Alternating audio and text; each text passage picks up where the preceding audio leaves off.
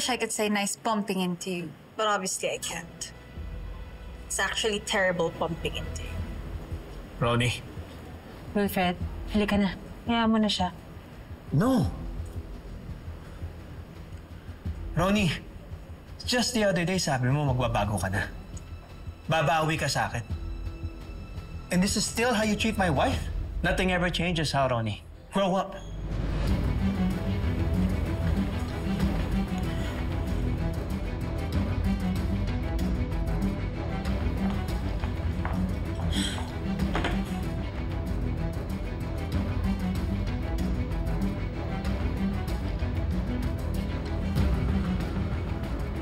You really are crazy, Miss Ronnie. Nung nag-update ako sa'yo na nag-may-meeting kami, hindi ko naman alam na darating ka dito. I don't know. I'm really having a bad day, Casey. Alam mo, nasa mood akong awayin si Lorena, kaya lang nandiyan si Wilfred. I don't know. I need a drink. So, pwede mo samahan mo muna ako? It's on me. Waiter!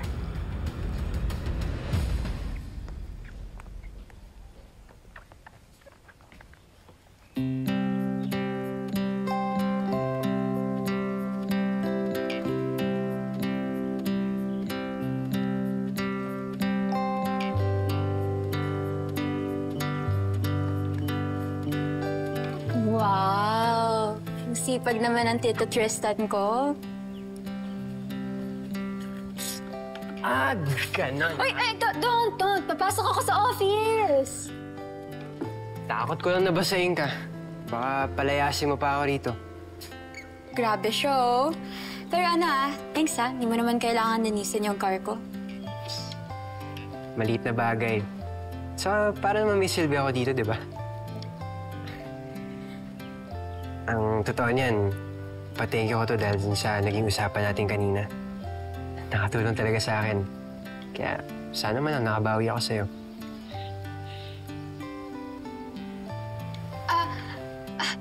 You're welcome. I have to go na din. O, sige.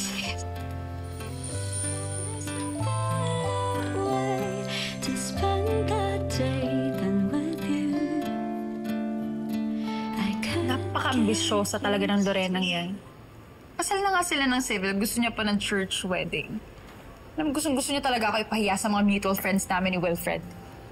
Kaya ba ang aga ng inuman natin ngayon? Well, alcohol helps me think. And kailangan ko ng maraming ideas dahil na-dead end na ako sa Santiago na yun. Santiago who?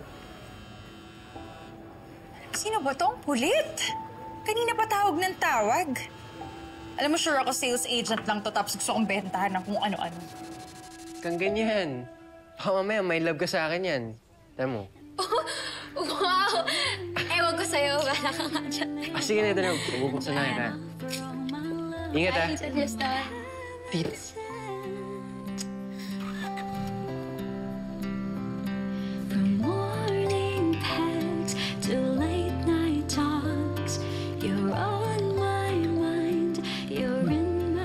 Huwag mong sabihin magde-deny ka pa rin, ha? Pinaglinis mo nga ng kotse.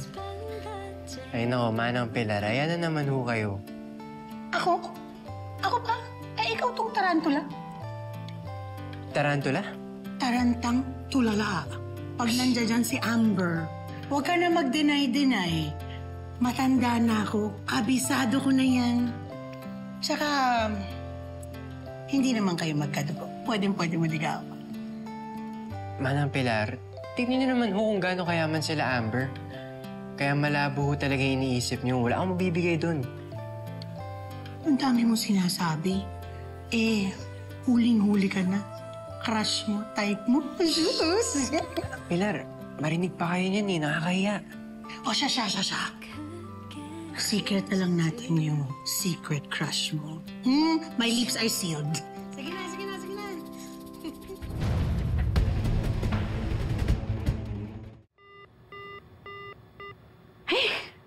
Nakakaloka naman to si Ma'am Ronnie.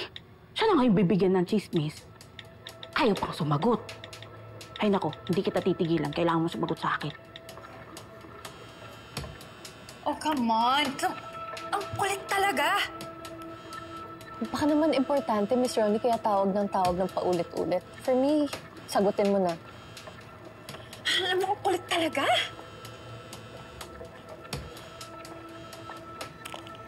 Hello? So who is this who keeps bugging me and wala man lang courtesy to message first and ask me if I'm available to call? Ma'am, wag naman pong talak agad. Si Jeneline po to, yung kasambahay po ni na Sir Wilfred. Bakit? Anong kailangan mo? And why on earth do you have my number? Ganito po kasi, ma'am. Meron po sana akong gustong sabihin po sa inyong importante. Tungkol po kay Ma'am Lorena, tsaka po dun sa kapatid po niya. Ako, ma'am, meron po akong nalaman po sa kanila na sobrang importante. Nakakasyak nga po eh. Feeling ko po, kriminal po sila. Wait, nasan ka? Magkita tayo ngayon na. Kailangan kong marinig ng harapan niyang sasabihin mo. Gumawa ka ng paraan para makatakas. Ako nang bahala sa'yo.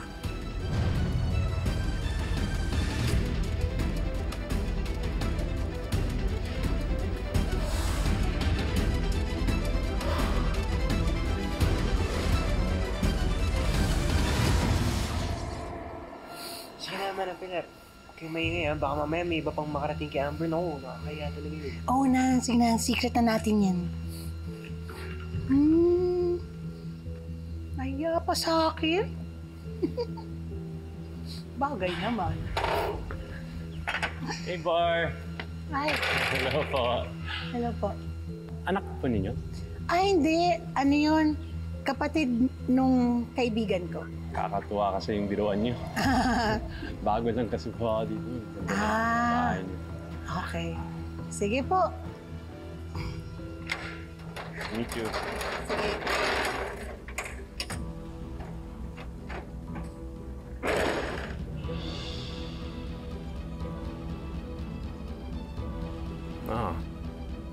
Gusto mo malaman kung sino?